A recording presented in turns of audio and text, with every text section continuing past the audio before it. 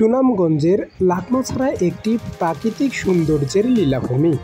মেঘালয় পাহাড় থেকে নেমে আসা স্বচ্ছ জলাধার লাকমাছড়ার প্রধান আকর্ষণ।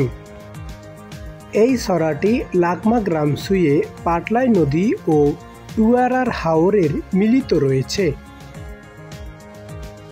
লাকমাছড়ার পানি সারা বছরই থাকে এবং এটি স্থানীয়দের কাছে জোয়ারভাটা পানি নামে পরিচিত। মেঘালয় পাহাড়ের পদদেশে অবস্থিত এই ছড়াটি প্রকৃতির এক নীরব সৌন্দর্য। এটি সিলেটের সুনামগঞ্জের একটি গ্রাম। স্বচ্ছ জলাধার ছড়ার পানি খুবই স্বচ্ছ ও হিমশীতল। লাকমাছড়া সুনামগঞ্জের একটি অন্যতম দর্শনীয় স্থান, যা পর্যটকদের প্রকৃতির কাছাকাছি আসার সুযোগ করে দেয়।